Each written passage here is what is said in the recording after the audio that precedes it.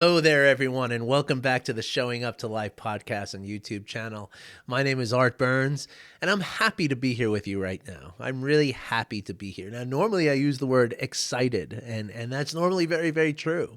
And there's an interesting sort of play between the concept of excited and the concept of enthusiastic, right? And I always have the enthusiasm, but I don't always possess the excitement, right? Because enthusiasm is like an intention, right? It's like, okay, I am committed to knowing what this is, to doing this thing, I'm excited. Well, again, there's that word. I'm not necessarily excited, but I'm enthused by it. I'm drawn to it, right? And this is something that I can cultivate as an intention, right? Excitement, however, is something that is a nervous system response, right? And so that's not necessarily what I'm always feeling in any given moment of even if I'm doing something I'm very enthusiastic about, right? Because there's different things that can affect our excitement level. For one thing is sleep. And sleep happens to be something that I got almost zero, none of last night. And so therefore it's hard for me necessarily to conjure up this excitement, although I'm feeling it as I'm talking, right? It's starting to build as I'm talking, and the caffeine doesn't hurt, of course.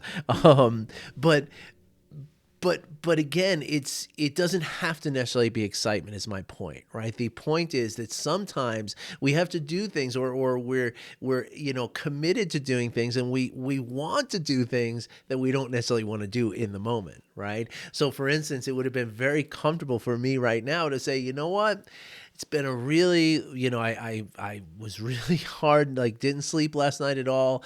And it'll be really, sort of available to me to say, you know what, I'm going to take the rest of the afternoon. I'm going to try to chill out. I have another appointment a little later. I'm going to try to relax and get some rest, maybe, have some tea, but not overdo the caffeine and try to sort of feel my way into this, this experience that I'm having. Right. And that would be perfectly understandable, right? And it's also very important to recognize that it's okay to do the podcast without that excitement. You see, so it's like there's excitement in the podcast here, and there's blowing the podcast off because I'm so tired here. The feeling there is this, and I'm holding my two hands up just for all of you on the podcast. You're not missing anything. I'm just holding one hand is this is excitement, and the other hand is this is my commitment to do the podcast, right? Or I'm sorry, this is the left hand is me saying I'm not going to do the podcast because I'm not excited to do the podcast. But there's a middle way, right? There's a third way that we can do it. I can do the podcast without the excitement. And inherently there's nothing wrong with that. Right? But again, when we take on this dualistic view of things, I either do a podcast when I'm excited or I don't do a podcast when I'm not excited. Well, that's where it feels like it's impossible that there's this third option, right? But there is a third option. There is a middle way, as the Buddha would call it.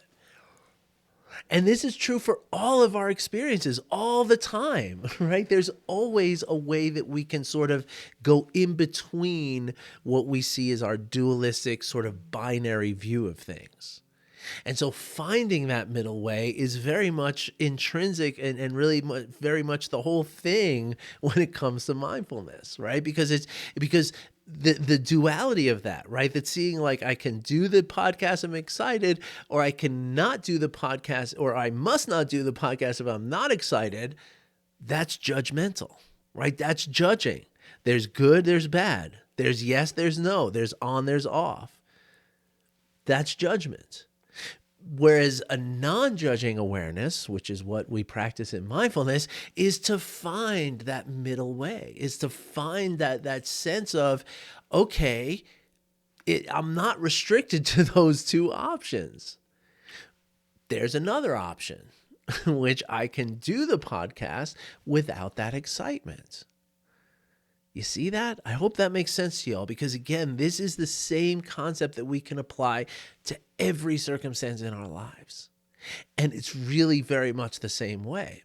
That when we see ourselves as a place, as seeing nothing in front of us except the options of, this thing or that thing, right? Mindfulness is where we say, okay, hold on a second. What am I not seeing here? What is this delusion of these two choices that's happening here? And as I practice looking for that middle way, looking for that place in between these two things, in between this polarity, this dualistic, digital kind of look and seeing things, that's the practice of mindfulness, is looking for it, is dwelling in it, is just allowing it to be. That's what mindfulness is. And that's where we talk about equanimity, which I talked about the other day, I think. At least I did on my TikTok video. I don't know. I'm starting to lose track of what's who and who's what. But I think I talked about equanimity here the other day as well. Equanimity is nothing more than just meeting each moment. Equanimity in the context of what I'm talking about is nothing more than just meeting each moment with the sameness, right? With the same openness, with the same non-judging awareness, with the same kindness, with the same compassion, with the same empathy. It's meeting it all in that same way. And the equanimity comes from practicing non-judging awareness. Because the absence of the judgment is the equanimity. Now, again, we can also achieve equanimity by the practice of loving kindness, right? Because if you meet each moment and each circumstance and each person with this kindness, sort of preceding you, well, then that becomes your equanimity.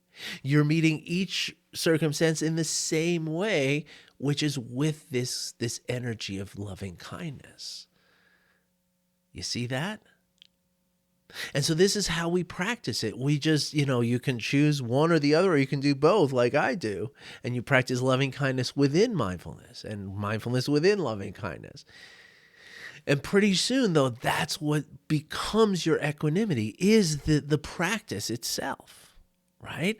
And that brings me to what I wanted to talk about today, which is, sorry, I feel like a lot of times, as a reporter would say, I bury the lead here, where I don't really get to the point very quickly. So pardon me for that. But I know all of you forgive me. I know you love me anyway.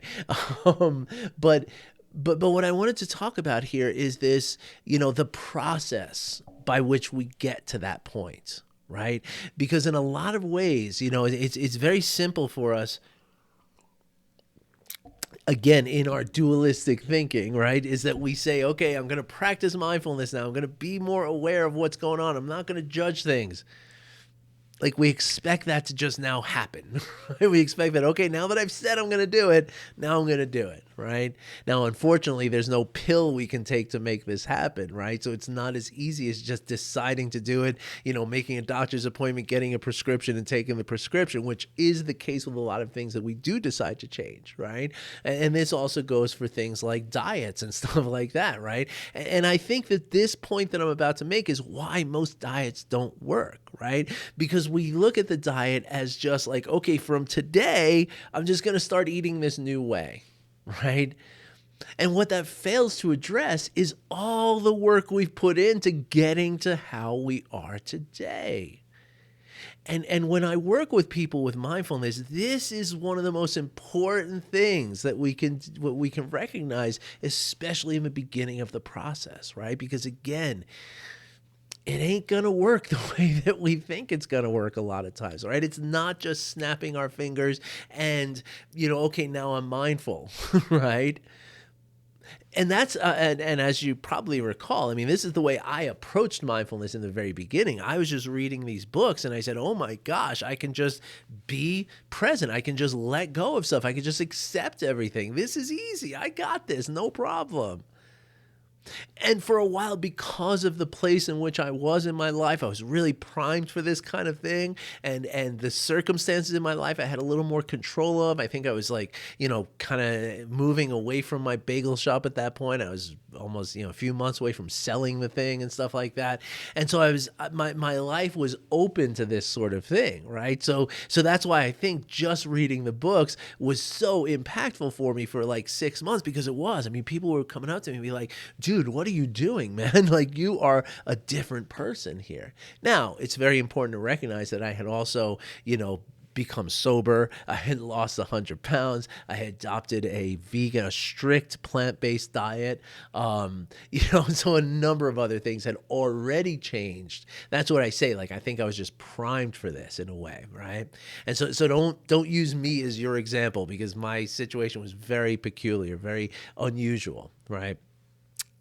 But the point that I'm trying to make, right, is that I can say that from now on I'm going to be accepting. I'm going to go on this diet. I'm going to eat this certain way from now on. And this was true for my veganism, right? When I said, okay, I'm going to not eat dairy anymore, right? It was a decision I made, right?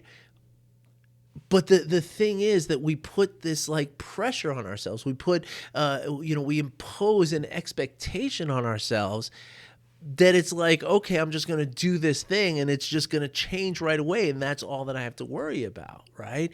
And again, what I think is missing from this sort of point of view is what got us to this point in the first place, right? Because a lot of times, and this is also true with dieting, but especially with mindfulness, we're going to start practicing mindfulness today, right? Okay, so today we're going to start doing this thing, right?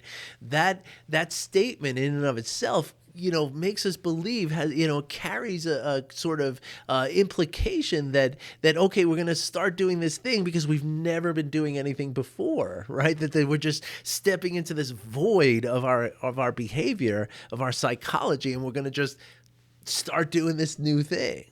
Right. And so again, maybe it's easy to relate it back to dieting, right? Which is to say that, yes, dieting is going to be hard, and we can accept that. And yes, mindfulness practices become hard too. Yes, forgiveness becomes hard. Yes, compassion becomes hard, because that son of a SOB who did that thing to me, I'm not giving him compassion.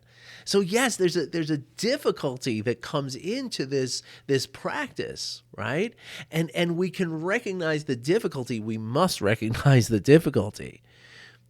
But I think it's important to recognize what that difficulty is. And what that difficulty is, in most circumstances, is what we've practiced before. Now, again, it's very easy to say, well, I never practiced anything. I wasn't on a diet. I wasn't doing mindfulness. I wasn't doing anything. I was just being me. And so that gets us to believe that somehow that just being us in our moment-to-moment experience means that we're not practicing anything. And that's the truth that I think is so important to recognize. And so much the thing that allows us to persevere through the speed bumps and through the obstacles in changing anything, whether, again, it's a diet, giving up coffee, giving up smoking, giving up alcohol, becoming more present and mindful, it's all the same. Right? Because the truth is that you have been practicing something different your whole life. You're not starting from a void. There is no void. Every single moment, every single, biscuit that you've eaten, every single glass of milk you've drank, every single cigarette you've smoked, every single drink you've had, every single judgment that you've made on a situation, every single time that you've been non-compassionate to someone, you've been practicing doing that thing. Unwittingly, of course, right? Nobody's sitting here saying like, oh yeah, I'm going to practice being, non-compassionate. Like, I venture to guess there's not a single person, listening to this who is like, who had a teacher come up to them in school and say, okay, now we're going to start learning how not to be compassionate. Now we're going to start, learning how to eat poorly, right? This isn't something that we're intentionally doing. And so therefore we get the sense that it's not something that exists. And that is the delusion. And that is the important thing to recognize as we step into this process. And again, it is a process of healing, of change, on whatever level. And again, the important thing that comes into this, right? The important truth that we can, grasp from this whole concept is that it is going to be a process, and that it's as much about unlearning some of the stuff and unpracticing some of the stuff that I've been doing as much as it is about practicing the new thing. Now, fortunately, if you have a capable mindfulness instructor, you don't have to worry about this, right? Because your instructor is going to, just have you practice the right stuff, and we don't have to undo anything. We just sort of create the new from this place. But again, the important thing to recognize is that old habits die hard, right? And so when you've spent your whole life, for me, when I started working on this stuff, I was over 40 years old. And so I had 40 years, 4 solid decades of practice of being short-tempered, of being impatient, of being, wrapped up in my delusion and believing I understood the way things were, right? I had 40 years of this. I got really good at it over those 40 years. And so the point is then, and if I had a mindfulness teacher, I didn't. I did it all on my own. But the thing that I take from that experience as I teach others is to remind them that it's going to take time. Now, it's never as much time as you think it is, right? The road is never as long as it looks when you're standing at that first step. And for sure, you will start to feel changes, and you will start to, recognize and actualize improvements in your life along the way. So it's not to say that, if a process is going to take like 12 months, for instance, it's not like you're sitting there for 12 months waiting for something to happen. That is not how it works. But it is important to recognize that through that process, there are going to be times where you go right back to the way you were. And you just completely fail at the new thing that you're doing, right? There's going to be times where you eat the pizza. There's going to be times where you drink the drink. There's going to be times where you smoke the cigarette. And in those times where you fall down and you drop yourself that way, the most important thing you can do at that moment is to remind yourself of what I'm talking about here. And in doing so, in reminding ourselves that this is hard, this is an uphill battle, as somebody I heard recently kept calling it a steep and thorny path. And the easiest thing is just stay where you are, right? But that's also often the most damaging thing, the least rewarding thing, right? And so that's where it's now the thing that comes here now is, or what is most needed when we recognize this, that it's hard, that I'm going to fail, that it's not going to be a bed of roses, that it's going to be at times a steep and thorny path. What that's inviting now is self-compassion. It's inviting me to turn to myself and say, hey, buddy, it's not your fault that this is so hard. You've been, you had all these people around you guiding you in this other direction. They didn't mean it. You didn't mean it. But this is the reality. And this is where you are. You're not, coming out of this, you're not like coming out of the womb as this neutral, no history person. You're coming in this moment that you've decided to make this intention, or set this intention rather, to make this change. You're doing that from a position that is informed by every single experience you've ever had in your whole life, even and especially the ones you don't even remember.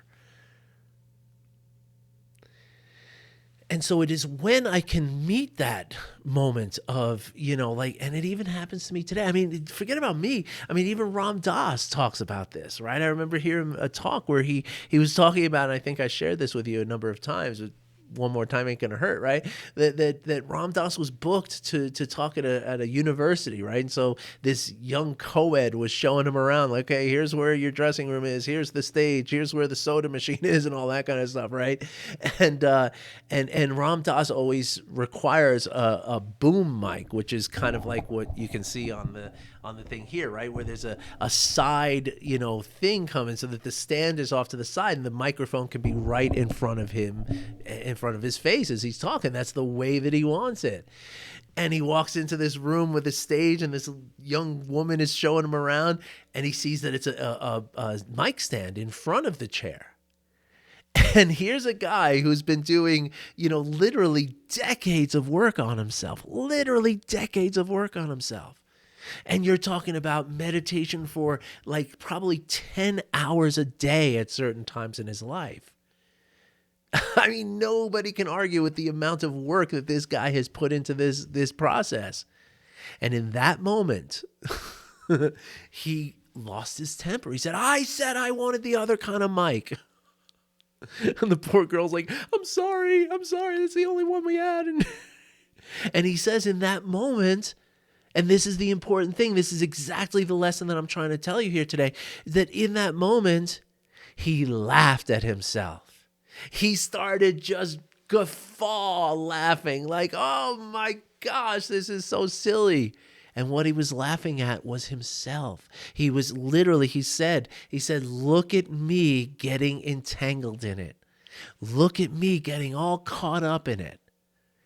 That was a moment of non-mindfulness for him. That was the thing that he's been practicing for 40 years.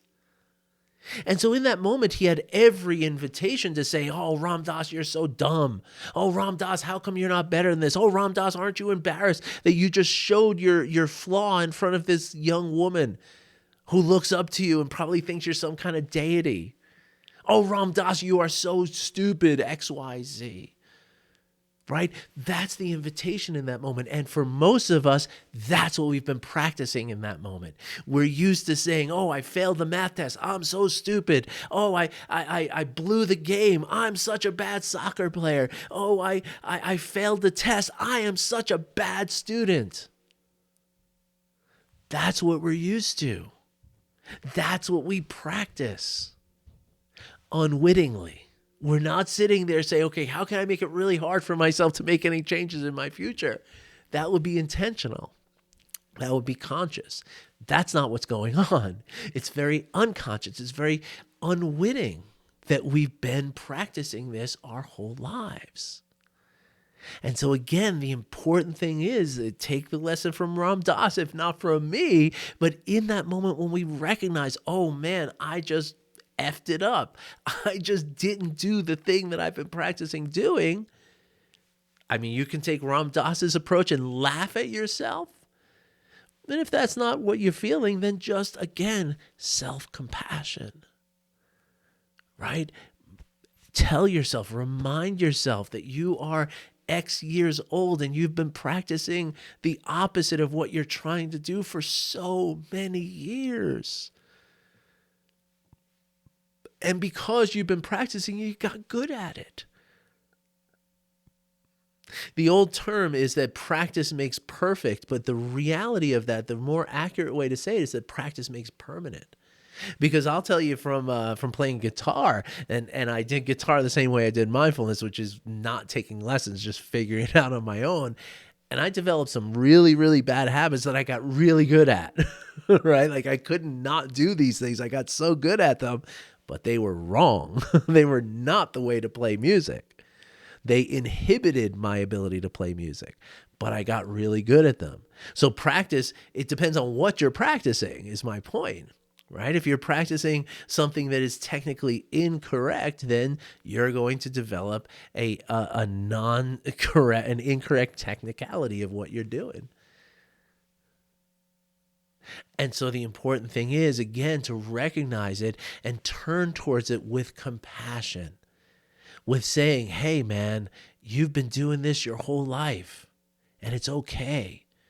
It's all right. We're going to get through this. Because, again, when we beat ourselves up in that moment, the brain hears that and is like afraid, uh-oh, now I'm not going to do this thing ever. I'm not going to try this thing ever again because of how much it hurts. And in a very real way, that's where it comes back to the concept that the mind craves the familiar. The brain, the physical brain craves the familiar, and that's what makes these things hard to change.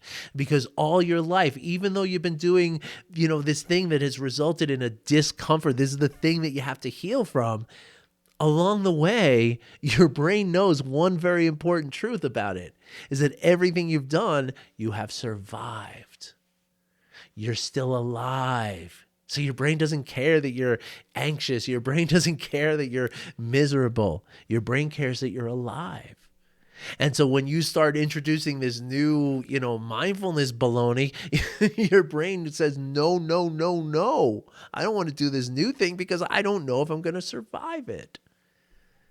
And so your brain will always try to push you back, and your nervous system, it's your whole thing is going to push you back to your old habits because those are the ones that your brain knows are safe, even if they're painful. And that's the concept of the notion that the mind craves the familiar. It doesn't want to do, yes, your mind wants to have novel experiences, but not when it comes to stuff that's scary or like, like dealing with fixing ourselves and stuff like that. Right. And that's why it's hard to do a new diet. It's hard to do new processes. It's hard to develop a new way of living. Because it's because you're not just starting now. You're working with the context and the habits and everything that you've been doing your whole life up until this moment. Cannot tell you how important this is, okay? Because again, in that moment that you realize that you failed, how do you talk to yourself in that failure? Because that is going to be the difference between persevering through this, growing through it, or abandoning it and just going back to the old ways of doing it. All right? I hope this was helpful for you. I hope this was informative. I hope it was pleasant. And you know what? I'm feeling some excitement. And that's the beautiful thing, right? Is that we engage in something, our nervous systems usually do respond. And that's the thing about mindfulness too, is that I tell you, your brain's going to fight it. But after you get to that point of like 4 weeks, 6 weeks in, and you start realizing that it's actually been helpful, that's when your brain like switches gears. It's like, drops down into fourth gear and guns it and gives you all the power that you need to take that next step. And that's where it feels really magical. So tell me, have you had that moment? Do you feel that sense of like, oh, rush? Or does it still feel very, hesitant and hesitant? Does it feel like something's blocking you somehow? Let me know. I really would love to hear it. All right. I would love to hear also any thoughts you have of this, any comparisons to your experience. All right. Please. And thank you. All right, everybody. I wish you well. I'll be back in hopefully tomorrow. We'll see what happens. Take care.